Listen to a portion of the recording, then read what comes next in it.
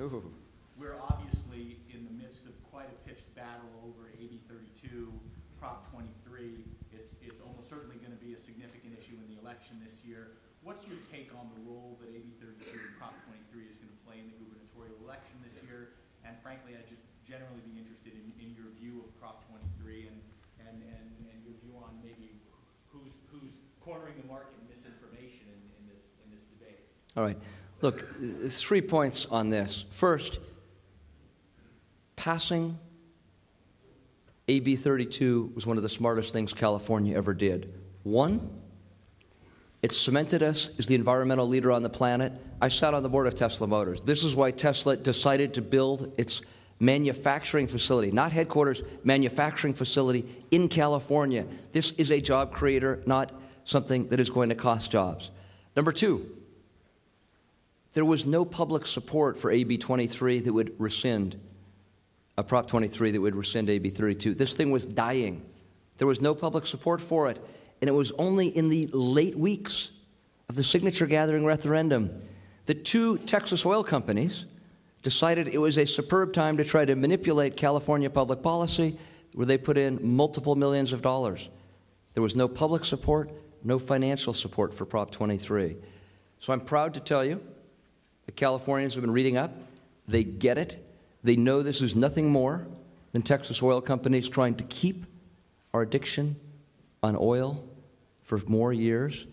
And I'm proud to say both candidates for governor, Jerry Brown and Meg Whitman, now have said they would oppose AB 23. And there is a growing bipartisan group, including Republican Secretary of State George Shultz and others from around the state, the Republican governor, joining hands with Democrats to say, let's put the partisanship aside, behind us, and let's make sure we defeat Prop 23 in the fall. I've got a question right here. Sir. Hi, I'm Dave Jones from Sale Venture Partners. Great. And I'm really asking this question probably on behalf of one of the speakers today, Professor Scott Samuelson, because I'd like to get your ideas on the future of fuel cells.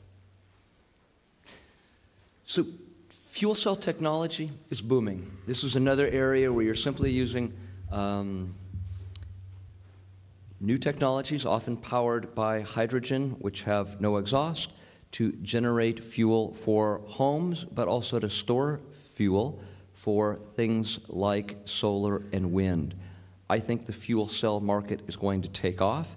Some of you may have seen the pitch on 60 Minutes that highlighted Bloom Energy, one of Silicon Valley's fastest growing companies, but there are a host of other firms, ClearEdge out of Oregon, that literally sell smaller fuel cells for homes and office use. The technology for fuel cells also is going down as we manufacture them and scale, largely being driven out of Asia. Expect fuel cell technology to boom in this country. Fortunes will be made. By the way, I just want to highlight Sale Ventures.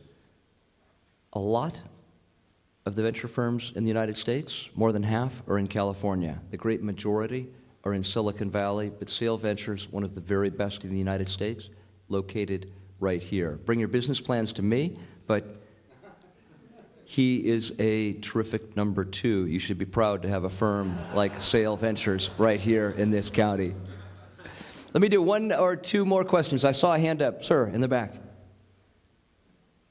Hi. As I look around the room, I see a lot of young people, under 35, probably a lot of bright, hungry young individuals that want to make their mark in this business. What are your suggestions to the young people in the room? What a great question. So here's my suggestion to you. Go do it. You know, my entire life, I went to Stanford University, and my father said, what are you going to study? And I said, history. And he said, you're throwing your life away. Go get something, you get a real job, and there's this notion you had to work for 20 years and move up the ladder. It's all behind us. If you looked at the latest data, it just came out of Forbes last week on who are all the new billionaires. Folks, it's bad news if you're in your 50s like me. The new billionaires are in their 20s and 30s.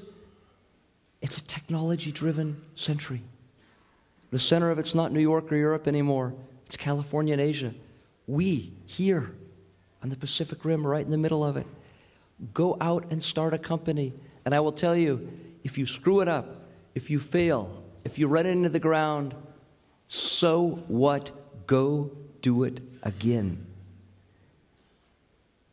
There has never been a better time with more money out there to be an entrepreneur. Don't worry about an occasional miss. What matters is not how many times you fall down, it's how many times you get back up. One last question, and then I know there's some outstanding speakers behind me. Was there another hand in the back? All right, let me leave you with this story of Tesla Motors. Someone said, how quickly are these alternative energy coming?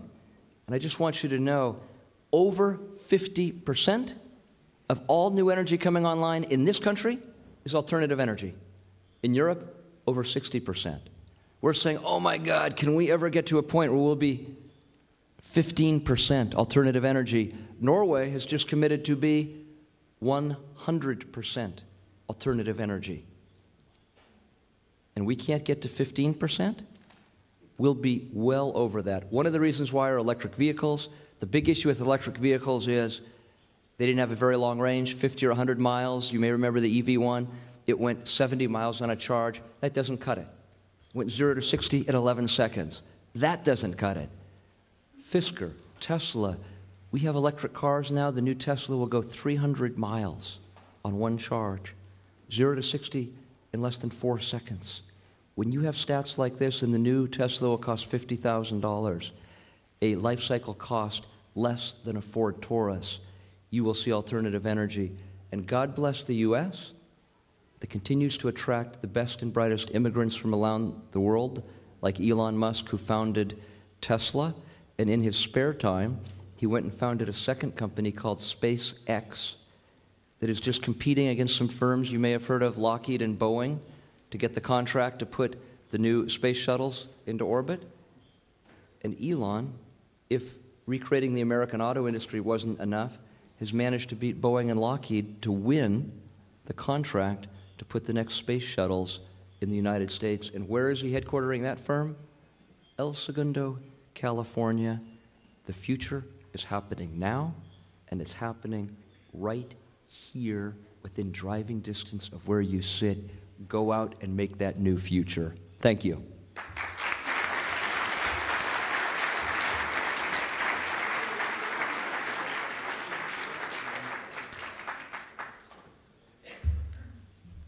Okay, Steve, again, thank you so much for that. Before we move on to our next speaker, I just want to very briefly recognize a handful of public officials we've got in the audience today, and we're delighted to have them. California State Assemblyman Jose Solorio, Mayor Kathy Green of Huntington Beach, and Lisa Kalustian, Chief Deputy Director for the Office of Governor Schwarzenegger. Again, thank you for being here. We really appreciate your support. Our next speaker is Denise Tyrell, the Southern California representative for the California Public Utilities Commission, where she serves as director of the PUC's Business and Community Outreach Division. She is a media, communications, and crisis communications executive with over 30 years of experience, and she's been a key player in building vital communication links between the California Public Utilities Commission, local governments, and the major utilities. Please join me in welcoming Denise Tyrell.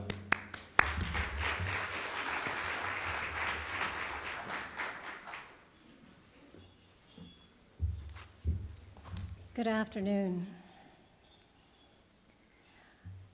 Last week, the California Public Utilities Commission, the 4 commissioners, one commissioner was absent, voted to oppose Prop 23.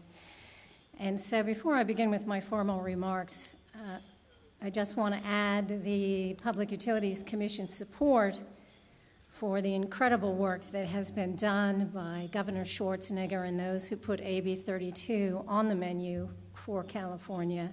And we will continue to support that in our collective response to Texas billionaires, as you can keep your filthy air in Texas.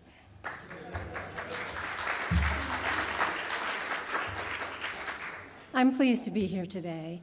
I'm a great believer in building coalitions of businesses, of local governments, and everyone who's interested in clean tech and helping people get together and see how we can leverage these various communities that we all share and find a way to make this happen, not only for our communities, but for our future communities. Because there's a lot of entrepreneurs in the room, as a public employee, I will tell you we look at things quite a bit differently. And one of the things we look at as public employees is future generations. I know we have an assemblyman in the room. We have other elected officials in the room. We have an obligation to think in terms of future generations. And this is where green tech and our thoughts for our future come together. And the role that clean tech plays is a significant one. I want to say a few words about the Public Utilities Commission for those of you who are not familiar with us. The CPUC has broad powers to regulate privately owned and operated natural gas, electric, communication, transportation, and water companies in California. It grants operating authority, regulates service standards, sets rates, and monitors utility operations for safety, environmental stewardship, and public interest. The CPUC is responsible for ensuring that California utility customers have safe, reliable utility service at reasonable rates. The birth of the California Public Utilities Commission dates to 1911, when Governor Hiram Johnson teamed with Max Thielen, a young attorney, to pass a constitutional initiative that promised that the growing transportation and storage monopoly enjoyed by Southern Pacific Railroad would be regulated to serve the needs of California businesses and citizens on a just and reasonable basis, balancing public interest with private gain. It was believed at the time, and rightly so, that the Southern Pacific Railroad owned both sides of the aisle in Sacramento. And as a result, this new regulatory agency would be housed primarily in San Francisco, geographically separate from the capital, which all believed was wholly owned by Southern Pacific. 100 years ago, California was on the cusp of a huge technological advances. The steam locomotive was a tremendous consequence, not only to the development of California's transportation system, but also to our first communication system linking communities, states, and nations. Soon to follow was the development of statewide electrical transmission and gas pipelines, connecting California with energy resources in Canada, the Northwest and Southwestern states. The next watershed period occurred during the term of another outstanding California governor, Edmund G. Pat Brown, who served from 1959 to 1967. It is his son who is currently running for California governor in the next election. California's appetite for energy and water continued to be ferocious, necessitating the construction of significant new electrical generating capacity, fueled mostly by oil, and the construction of a comprehensive north to south water transportation system known as the State Water Project.